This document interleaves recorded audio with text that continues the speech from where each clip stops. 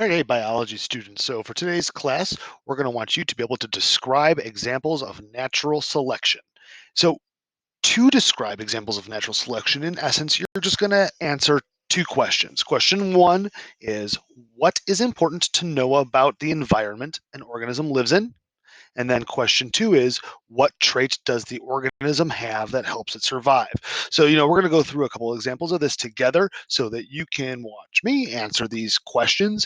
And in the end of today's class, we'll ask you to go out and find your own examples of natural selection. All right, here we go.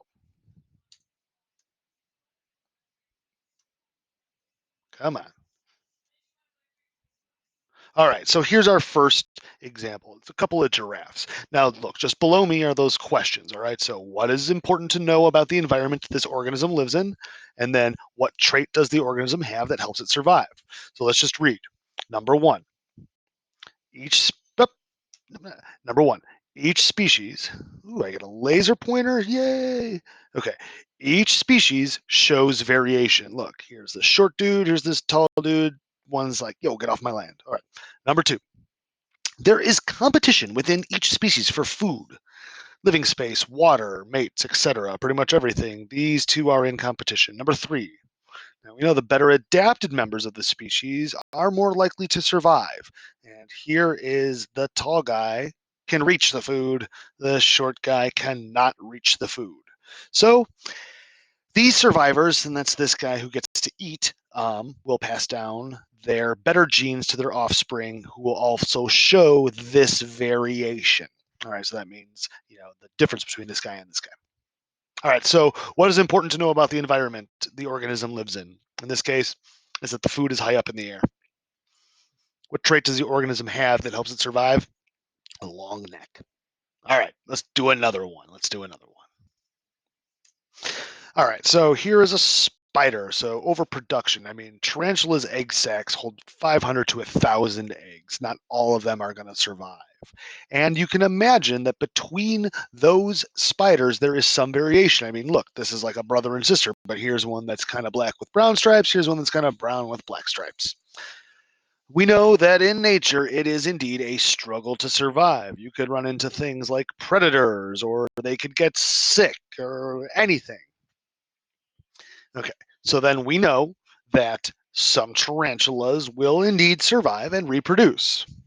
But now, for this tarantula, the questions to describe its relationship to natural selection, what's important to know about the environment? I think that evidence comes from this slide. There's, disease and predators out there. All right. What trait does the organism have that helps it survive? Well, if it's disease, then it's resistance to disease.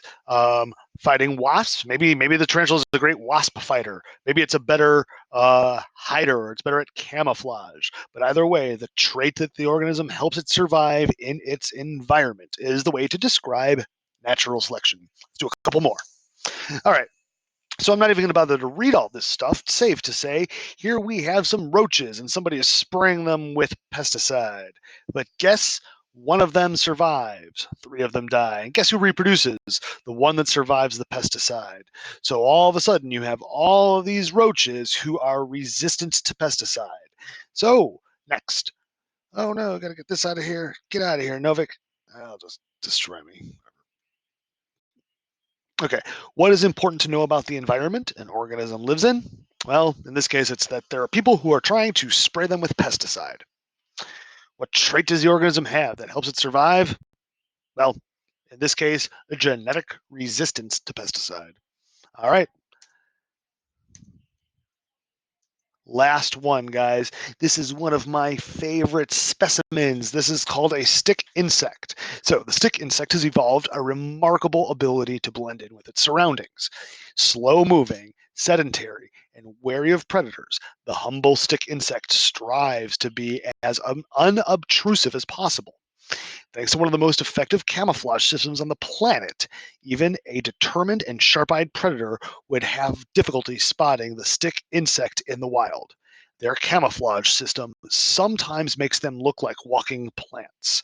And these insects live on every continent in the world except Antarctica. All right, so now, what is important to know about the environment an organism lives in? Well, this guy, is that it's full of predators. I'm sure to a bird, this would be a tasty snack. But what trait does the organism have that helps it survive? I like that this thing calls it a camouflage system. That's fancy, but it's camouflage. It looks a ton like a stick, so no predator can find it. All right, students. So now I've just given you a couple examples as to how you describe natural selection. In the next steps of today's class, you will go out and find your own examples. Thanks for paying attention to today. And as always, if you need help, reach out to Mr. Williams, Ms. Carr, Ms. Check, or myself.